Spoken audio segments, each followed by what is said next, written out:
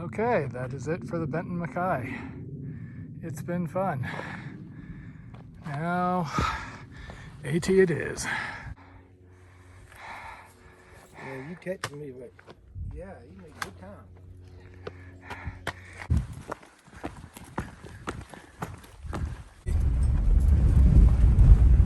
There's a couple of sections there that's not a lot of fun, but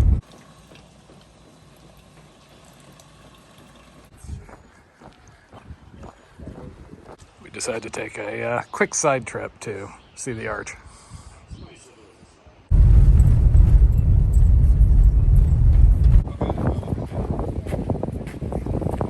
Lies, I was told it was going to be sunny and warm today. What the heck? So Three Forks was that area I came through on the BMT. So the next couple of miles are basically going to be backtracking along terrain I've seen, though only a little bit of the trail is exactly the same. So I got the deluxe treatment this morning. LF met me at the hotel, brought me coffee and a biscuit from McDonald's, and drove me over to Amicola, however you pronounce it, get a picture at the arch, and then up here right where I got picked up on Friday. So Taters and I actually spent a bunch of time talking to various shuttle services and drivers to figure out how to get back from Delunga. I could get rides, but they all wanted to drop me off at like 11, 12. First one was 1:45, and that's way too late. So I really appreciated LF offering to drive me up here. Got me on the trail so I can get a decent way in, maybe try and get to Woody's today. We'll see. So it's a relief to be back out here. It was kind of hectic this morning. I woke up to the fire alarm going off because power was out at the hotel. So I had to shower and get ready in the dark. Eventually lights came back on and I was able to, make coffee and whatnot. But now all I have to do is walk. Way simpler. It's only been a couple of scattered folks so far, most of whom look like day hikers or maybe short-term backpackers. I stopped by that first shelter and there were a handful of tents. Doesn't seem like it's quite as busy as I maybe feared. That or everybody dove into town because of the weather. Okay, back here again. That's where I came in on the Benton Mackay. If you just go that way about 1,950 miles, Key West versus Canada. 2,000 some miles. I gotta say, this has been a nice steady trail so far. I mean, I had to descend from Springer and then climb from Three Forks. But, you know, it's gradual and hasn't been big steps or anything. I feel like I can do this all day. Or for, 4 or 5 months. Certainly more people than I'm used to seeing, but it hasn't been the unending conga line I'd feared.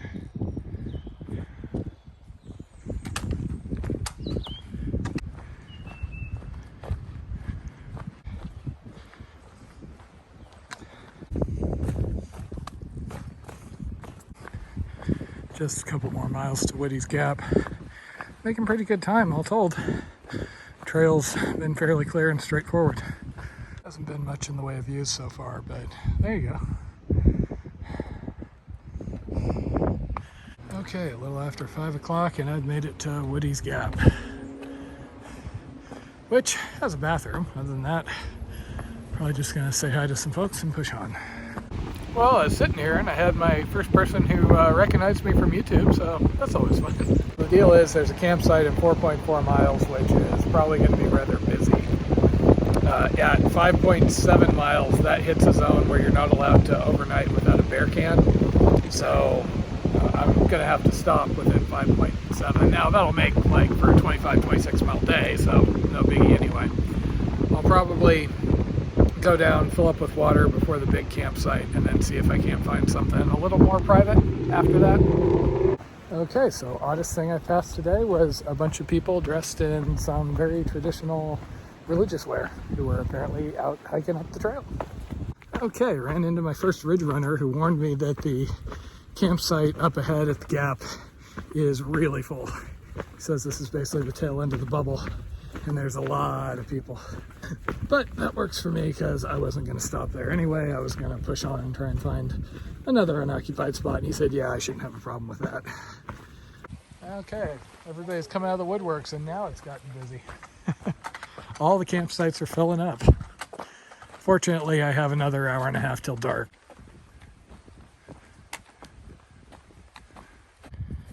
Okay, 7:50, and I got a site just big enough for one. I'll take it. Morning. So I'm just sitting here drinking my second cup of coffee and waiting for it to warm up. I have to say, as far as the AT so far, it's been pretty straightforward. There's been gain, but the trail's been good. I did 24 miles yesterday without even having to push that hard. So we'll see what happens today. I need to get to Mountain Center and do a resupply for another 2 days, and hopefully they have fuel, because otherwise, no coffee. And a little bit of climbing to wake me up out of the gate. It is kind of odd out here because everybody I talk to, you know, all the signs and everything, it's all about starting off the AT, so you have people starting this big journey. And here I am 4 months and almost 2,000 miles in. I think it's actually more of a downer for me because that means I have, you know, another half, and people say it's hard. I don't know how you compare AT difficulty to, you know, the last 2,000 miles, but I guess we'll see, huh? Okay, Girard Gap, which you can see has lots of camping options. This is where the restriction starts, where you're required to have a hard-sided bear can if you're going to stay overnight. Now, I do not have a hard-sided bear can because it's only a 10-mile section. I'm going to make it well to the other side before I camp. So, no worries here. Oh yeah, I keep forgetting there's going to be outhouses out here. Why did I dig a cat hole this morning? Oh well.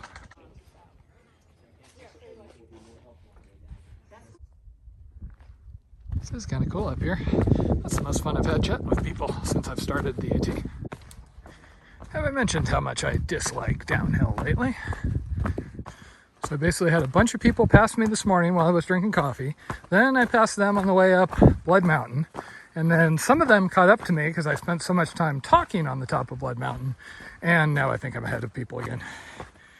But depending how long I take down at Mountain Gap, whatever it's called, maybe they'll catch up again.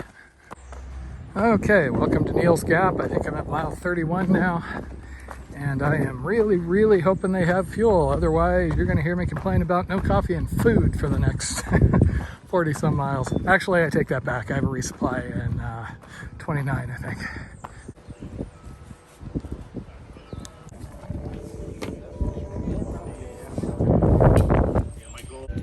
So apparently their previous hiker box got stolen recently, but yeah, you can pretty much equip yourself everything you need just out of what people are leaving behind here. Unless you don't mind some heavy gear. And the trail actually goes through a building. This is the first time in like a week I've actually felt hot. The wind finally isn't bitterly cold. Hiking after 5 p.m. is basically my favorite time of the day. Less people on the trail. Most folks seem to be settling down really early in the afternoon still, so. And you know, the sun's not intense, and even better, I know I just have a couple of hours till I get to stop in good conscience. That's the last shelter of the day down there. You can see all the tents spread out. Seems to be a lot of larger groups out on here.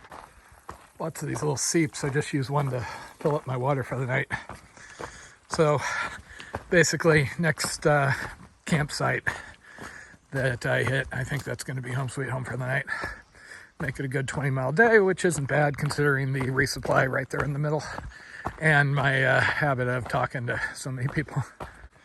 Well, looks like I'm going to go a little further. Okay, well, the last couple of sites were occupied, but home sweet home for the night. Also, damn it, I just bought a tent stake at that NEELS Gap place. Should have just waited. Oh well. Morning coffee time.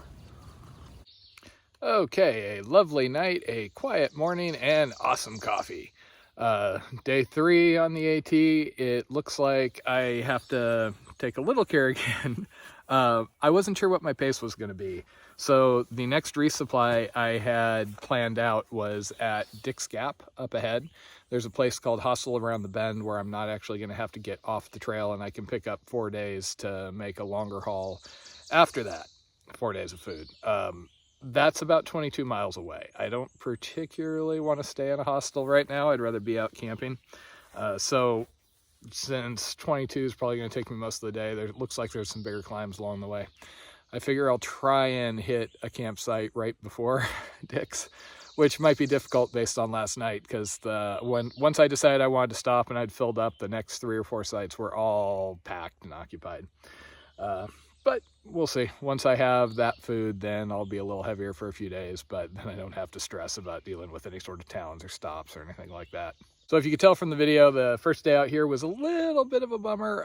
Big part of that was just lack of sleep. I never sleep real well on the last night of a hotel stay, wherever I am. So I'm always tired, and especially later in the day, that just drags and makes it seem a little less awesome. And, you know, it's adjustment anytime you switch from one trail to another, and the whole culture changes, situation changes, et cetera, et cetera. Yesterday, I had a whole lot more fun, got to chat with a bunch of people who were actually, you know, through hikers, and they were new at it, had a whole bunch of energy and excitement and stuff like that. So really enjoyed that. I had to force myself out of NEELS Gap earlier than I would have otherwise, because I would have been there for, you know, hours just eating and chatting. As it is, I just waited till my phone had enough charge and then went on.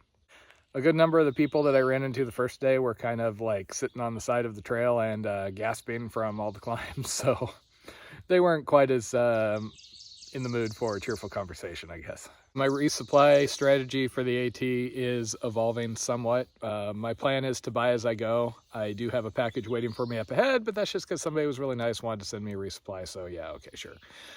Also, I have new shoes, which I'm starting to really need. Other than that, I've noticed that a lot of these gaps, people are just leaving comments about how they rode into town and they spent a day. They rode into town here and they ate and they drank and stuff like that. And I'm here to hike, you know. If I'm going to have a town stop, I'm going to enjoy the town stop and I don't mind it. But in general, I'd like to just stay on the trail, camp out here, and, you know, keep moving, not vortex for a day or half a day, you know. But we'll see. That's kind of me early on. I may change my mind after a while.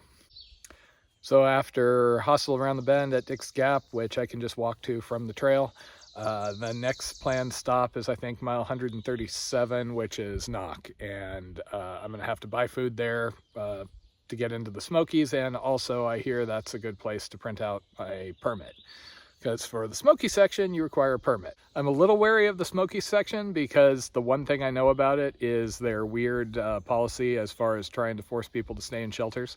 You have to stay in a shelter, but as a thru hiker, you can't reserve it. If you're a weekend backpacker, you reserve it and you have priority over thru hikers. So if thru hikers are in the shelter and it's full and a weekender shows up, then a thru hiker is supposed to go out to let the weekender go in.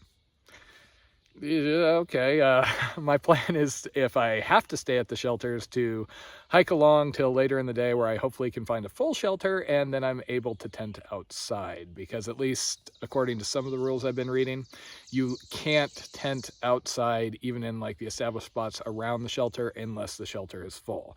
I've also been told they don't enforce that, so we'll see, but I really don't want to get stuck sleeping in, you know, full snowy shelters if I can avoid it. A lot of those guys. This is just a downright lovely morning. Wasn't even as cold last night. I didn't have to put my puffy on in my sleeping bag. Maybe the weather will just hold like this for a while, huh? At least the rocks so far are the nice smooth kind. Now those little rail bed sharp things I had back in the Pinhoti. So why am I still digging cat holes? Because at least, if you believe some of the gut hooks comments, a good number of the privies are full this year. Fancy. Not very wildernessy, but definitely fancy. Yet another gap, yet another road crossing. I think this one's Unicoi, something like that. Feels like it's been mostly up and down today. Fun climbs though. Rocky was pretty significant. So I'm just sitting here trying to cool off a little bit. It's been warm today. I'm sweaty. I've had a few people ask me, am I enjoying this? And I am. It's not quite as, quote unquote magical as the PCT. I miss the views. It feels like I'm just walking through the middle of a bunch of vegetation on a long sequence of hills. But I got a long way to go. This is only 50, 60 miles in. So I'm excited to see what this trail has to offer. Seems like everybody I talk to is more excited about, the stops, the hostels, the breweries, than the actual trail. So I get to be surprised by what all is actually on the trail. 4 o'clock and I decided to come off the ridge and get some water. I've been drinking quite a bit, but I haven't been peeing worth a damn, which means I am really not drinking enough. So my plan for the night is hit Deep Gap. There is a shelter and some water there. So I'll fill up water and then climb back up and continue on. The fact that there's a shelter and then, 5 miles on, there's a road that has access to hostels. I'm hoping that's gonna drain away most of the people so I'll be able to camp without an issue. I need to find a campsite that actually has cell coverage tonight, since there is a management meeting of that wilderness class I work with back in Southern California. Also, I haven't seen anybody for a couple hours. This is kind of nice. I don't know if it's just the heat and people have hunkered down, or maybe this is the gap in the bubble due to that bad weather a couple of days ago. I just stopped to chat with some people in Sassafras Gap, since that was the first folks I'd seen in a couple hours. Some of them had taken 2 weeks to get here. So yeah, the start dates seem like they're all over the place at the moment. Well, I was really hoping I'd find on-trail water, but nothing usable. So, just gonna hit the water source partway down to Deep Shelter. And then I'm gonna get as close to Dick's Gap as I can. From Deep Gap to Dick's Gap, there's a joke in there somewhere. Nice of them to label it with a sign. Okay, so this is Powell Mountain Vista. Seems to have cell reception and nobody else around, so works for me. Home sweet home for the night.